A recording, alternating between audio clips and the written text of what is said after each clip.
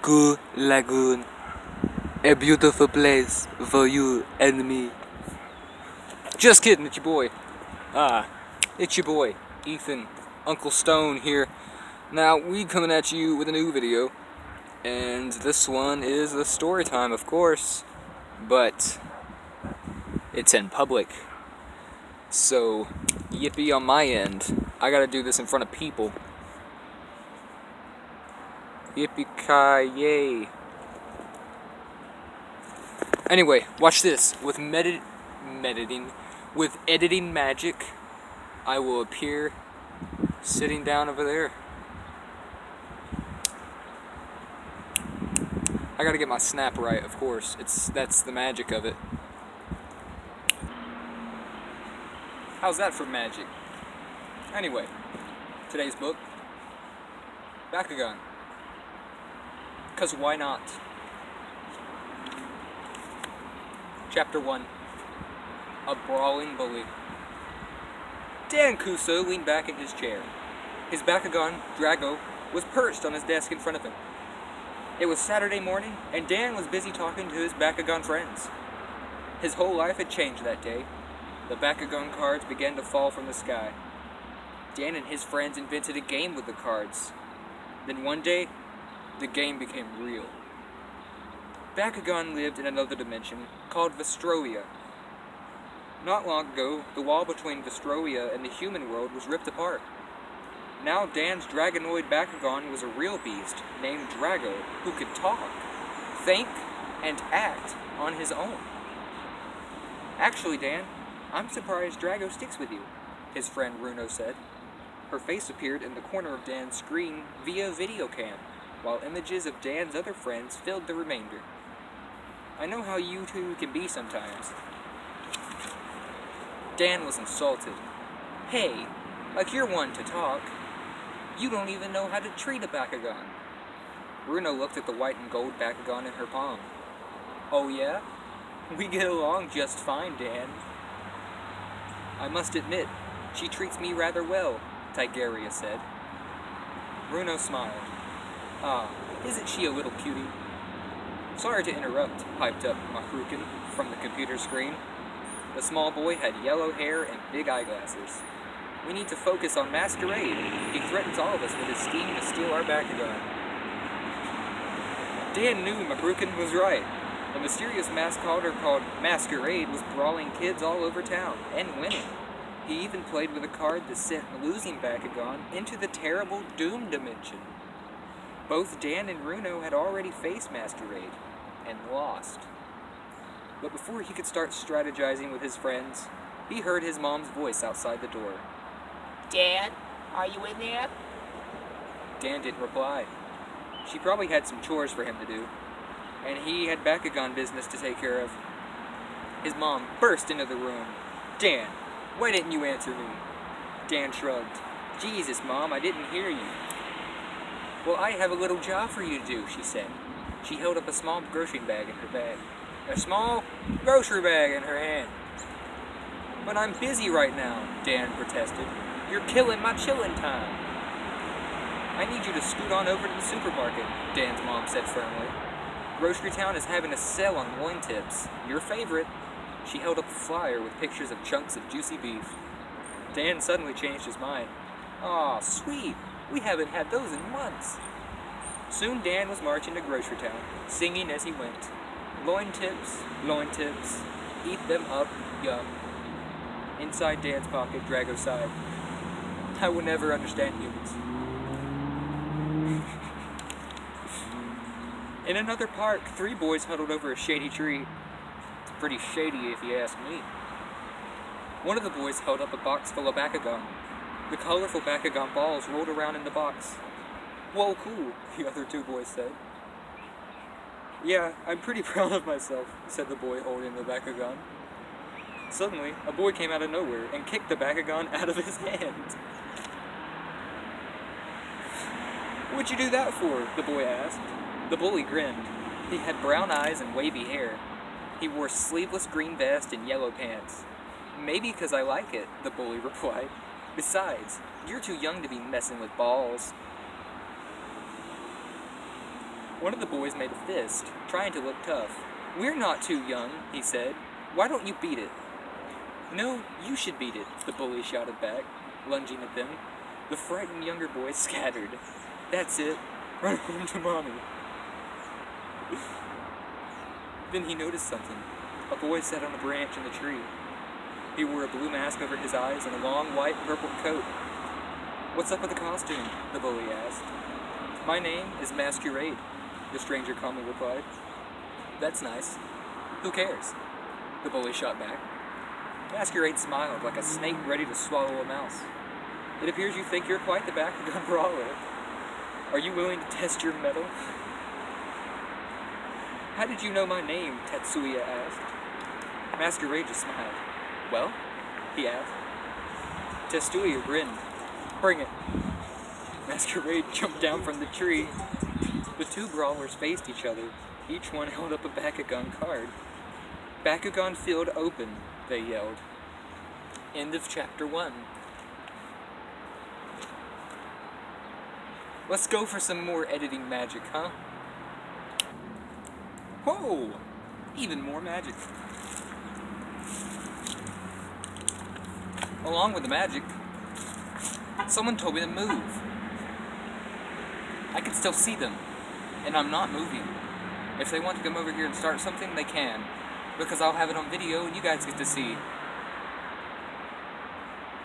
Yeah, I'm talking to you. Anyway, I found a small Bible.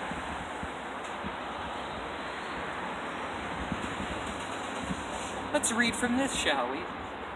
Chapter 16. Because ye have bought no bread.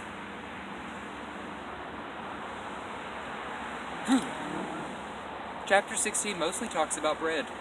We're not going to read that. Mostly. Because we're going to continue with our Bakugan.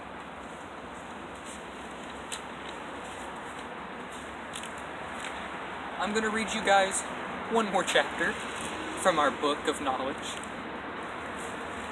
And hopefully we'll get another subscriber or two. Chapter 2. Centipoid Strikes. The park melted away around them as Masquerade dropped a strange-looking card. It sank into the field and disappeared in a glow of purple light. Then each brawler threw down a gate card. The face-down cards lined up end to end between the boys. Tetsuya held up a red and gold Bakugan ball. "Guess it's my turn," he cried. "Bakugan Brawl." He threw out the ball, which rolled onto the gate card nearest Masquerade. When the ball stopped rolling, Tetsuya yelled out, "Bakugan stand." The ball transformed into a Bakugan that looked like a large snake. A serpentoid. The red and gold beast with a Pyrus Bakugan, which gave it fiery energy and strength. "You don't stand a chance against my Mantras," Tetsuya bragged. Masquerade laughed to himself. Nicely played. His Mantras has fire attributes, but he's not nearly strong enough. "I think it's time to examine your Mantras," Masquerade called out. "Bakugan Brawl." Masquerade threw out a purple and black Bakugan ball. It landed on the gate card in front of Tetsuya. "Bakugan stand." Guys, I know this isn't a good time, but look. Oh, look. There's a squirrel. You see him? You see the squirrel? You see him? Anyway, more editing magic. Snap. So let's get out on that. No more squirrel. "I think it's time to exterminate your Mantras," Masquerade called out. "Bakugan Brawl." Masquerade threw out a purple and black Bakugan ball. It landed on the gate card in front of Tetsuya. "Bakugan stand," Masquerade cried. The Bakugan transformed into Fear Ripper, a humanoid creature wearing black and midnight blue body armor and a black mask that covered his whole face. A purple cape hung down his back, and he held a long-handled weapon with a sharp double blade at the end. Fear Ripper was a darkness Bakugan, a type known for their destructive power. "Ooh, I'm so scared," Tetsuya asked. "Oh, I'm so scared?" Tetsuya asked. Like your overgrown tin can has a chance. How shall I counter? First, Hestua threw another gate card, which landed next to the card Fear Ripper stood on. Then he tossed out a red and gold Bakugan ball. Bakugan Brawl. The ball rolled into a new gate card. Bakugan Stand. The ball transformed into Pyrus Stinglash. The red beast looked like a scorpion with huge orange pincers, stinging orange tail, and a creepy human-like face. Tastua grinned, pleased with his move. Okay, my gate card gives me another 200 Gs, so that brings my Stinglash up to 560 Gs. That should do it. Your move, he called out. Masquerade smirked and threw out a gate card. Card gate set. The card lined up end to end with the third card on the field, forming a square of 4 cards. Then he tossed another purple and black Bakugan ball into the battlefield. It landed on the new gate card. Bakugan Brawl, he yelled. The ball transformed into a darkness centipede, with beast with long black body, lots of wiggling legs, and 2 fangs coming from its mouth. Ha! Tastua laughed. That's what you call a come-outer move? A come-outer move? You're on your own on the first round, creep. Masquerade held up another card. Not after I throw this down. Ability card activated. He grunted as he hurled the card into the dark sky above the field. It disappeared in a flash of light. I'm in trouble, Testua said. Jagged streaks of purple lightning rained down from the sky. You talk big, but can you back it up, punk? Masquerade asked. The lightning zapped Centipede, and the strike seemed to energize the beast. Then the electric waves reached out and grabbed Serpentoid's Stinglash, like the sizzling fingers. Tanya wasn't worried. Ha, my Mantris and Stinglash are gonna eat your Bakugan. Masquerade shook his head. You do not who you're dealing with, do you? Gate card open. A green and blue light swirled around the gate card. Centipede bore it up, charged with extra G-power. It attacked Mantris first, lunging forward and grasping the beast's neck between its fangs. Then it hurled Mantris across the field. Purple lightning cracked between Centipode's fangs as it turned its Stinglash. The darkness beast reared up, and then dove to the field, disappearing. An instant later, the field swallowing both Tatua and Bakugan opened up. A portal of purple light opened up in the sky. Testua was in shock. Whoa, he took both of mine out. Unfortunately, for your Mantris and Stinglash, there is no escape from the darkest power of this card, Masquerade said smugly. Now they're headed for the Doom Dimension. Testua fell to his knees. I'm so beat. Don't know how to break it to you, but your Bakugan aren't coming back. Ever, Masquerade said darkly. You're kidding, right? Testua asked. Masquerade grinned. When it comes to Bakugan, I'm always deadly serious. End of chapter 2.